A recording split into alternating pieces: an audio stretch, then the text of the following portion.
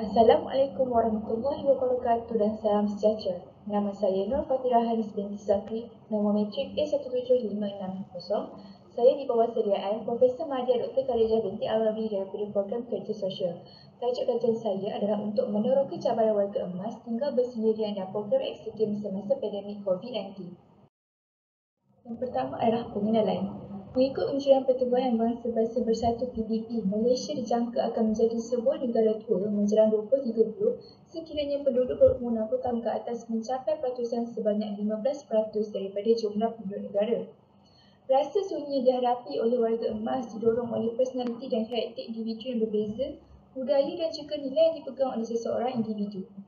Kajian terpilih mencadangkan bahawa orang dewasa yang lebih tua yang aktif secara fizikal mendapat manfaat daripada kesihatan fizikal yang dikekalkan dengan mempunyai lebih sedikit penyakit kardiovaskular, fungsi fizikal yang lebih baik, kesihatan mental, kemurnian yang lebih rendah dan fungsi kognitif yang lebih baik. Justeru kajian ini secara umumnya adalah untuk meneroka cabaran dan mencadangkan program sokongan Extra Games kepada warga emas yang tinggal bersendirian semasa pandemik COVID-19. Seterusnya adalah metodologi kajian. Saya menggunakan pengumpulan data primer iaitu penubuhan secara mendalam, pemerhatian, kaedah kesimpulan kajian bertujuan. Seterusnya, saya juga menggunakan kaedah data sekunder iaitu kajian kepustakaan iaitu buku, jurnal, artikel. Saya juga menggunakan kajian atas talian iaitu Google Scholar, Academia dan juga laman web penyelidikan. Selain itu, saya menganalisis data menggunakan transkrip verbatim dan juga analisis tematik. Untuk kajian lepas, saya menggunakan dua jenis kajian iaitu kajian dalam negara dan juga kajian luar negara. Kajian dalam negara, saya menggunakan artikel daripada Mazura Muftah, Saharani Abdul Rashid, Yus Harina Yusof tahun 2012 iaitu kesunyian dan hubungan sosial di kalangan warga tua di Semenanjung Malaysia daripada Konferensi Akademik Konaka tahun 2012. Dan yang kedua adalah saya menggunakan sebuah buku yang ditulis oleh Suraj Kumar and Vali Malay tahun 2020 iaitu Warga Emas, Cabaran dan Keperluan Sokongan Sosial, dan penerbitnya adalah daripada penerbit USM tahun 2020. Dan yang ketiga, saya menggunakan artikel daripada Amran Hassan, Asma Ismail, Suryati Ghazali dan Nurbaya Arifin tahun 2012. Tajuknya adalah Kesunyian atau Loneliness, Mengapa Ini Berlaku di Kalangan Warga Emas. Artikel ini diterbitkan oleh Proceeding of International Environment and Health Conference tahun 2012 oleh Pelopini Universiti Sains Malaysia. Untuk kajian dalam luar negara pula, saya menggunakan artikel oleh Dahlia S, Martian RM dan Luri N tahun 2020 iaitu The Mental Health Consequences of COVID-19 and Physical Distancing, The Need for Prevention and Early Intervention oleh JAMA Internal Medicine. Yang kedua, saya menggunakan artikel oleh Meng H, Zhu Y, Dai J, Zhang Y, Liu P dan Yang H tahun 2020 iaitu Analyze the Psychological Impact of COVID-19 Among the Elderly Population in China and Make Corresponding Suggestion oleh Psychiatry Research. Dan yang ketiga, saya menggunakan artikel oleh Lee YS tahun 2007 iaitu Older Adults User Experiences with Mobile Phones, Identification of Users Clusters and User Requirements. This is Industrial and System Engineering Virginia Polytechnic Institute and State University Virginia.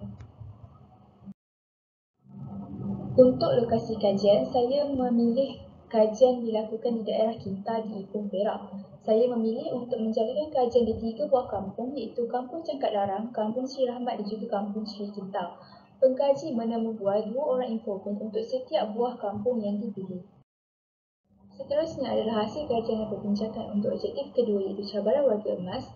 Hasil kajian mendapati kebanyakan warga emas mengalami masalah kesihatan semasa pandemik COVID-19.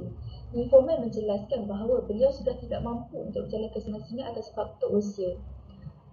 Berikut merupakan petikan daripada informan iaitu pergi beli barang tu je lah susahnya, nak ke kedai susah, cucu lah yang bawa, opah bukan lalu nak jalan 10 kilo dah. Informan juga menjelaskan bahawa beliau hanya mampu meminta tolong cucunya untuk membeli barang-barang keperluan harian atas kekangan masalah kesihatan yang dihadapinya. Cabaran seterusnya adalah cabaran sosial. Hasil kajian mendapati kebanyakan warga emas yang ditemukan sudah biasa untuk tinggal berseorangan dan arahan PKP dari kerajaan tidak menjadi masalah untuk mereka kekal duduk di rumah. Walau bagaimanapun, seorang informan merasa terkesan dengan arahan tersebut kerana beliau merupakan seorang yang peramah dan sering berbual bersama kawan dan jiran tetangga. Berikut merupakan petikan daripada informan. Nak berjumpa orang ramai je tak dapat, nak bersosial tu susah sikit lah kan. Orang sekarang pun dah tak buat kenduri kahwin, tak dapat pergi kenduri. Orang nak buat kenduri pun tak boleh kan. Itulah halangannya. Mak Wah ni suka bersempang dengan orang, jadi Mak Wah tak dapat nak bersosial dengan orang. Kajian lepas mendapati kehidupan sosial yang berkurangan dan kurang interaksi sosial diperhatikan semasa pandemik kadang-kala dikaitkan dengan penurunan kualiti hidup dan peningkatan kemurungan. Cabaran seterusnya adalah cabaran teknologi. Hasil kajian mendapati kesemua informan yang telah ditemubuat hanya tahu penggunaan asal telefon bimbit sahaja. Rata-rata informan hanya tahu untuk mengangkat dan menerima panggilan telefon sahaja. Kenggangan usia warga emas menyebabkan mereka sukar untuk memahami penggunaan peranti seperti telefon bimbit untuk memudahkan urusan harian mereka. Mereka merupakan petikan daripada informan. Handphone opah, handphone bercakap, orang panggil itu aja. Mesej orang ke, apa orang ke, opah tak tahu. Opah tak pandai nak guna handphone mahal-mahal. Opah pakai handphone tekan-tekan ni aja. Kajian sebelumnya mendapati kebanyakan warga emas tidak mempunyai akses kepada laman web atau kemahiran digital yang diperlukan dan pengetahuan supaya mereka dapat menggunakannya secara meluas. Seterusnya adalah cadangan program sokongan Exogames. Pengkaji mencadangkan aktiviti seperti aktiviti senam ringan kepada warga emas untuk menggalakkan mereka menjadi aktif walaupun sudah mencapai umur yang sudah lanjut. Walau bagaimanapun, hanya segelintir sahaja yang bersetuju untuk dengan cadangan tersebut.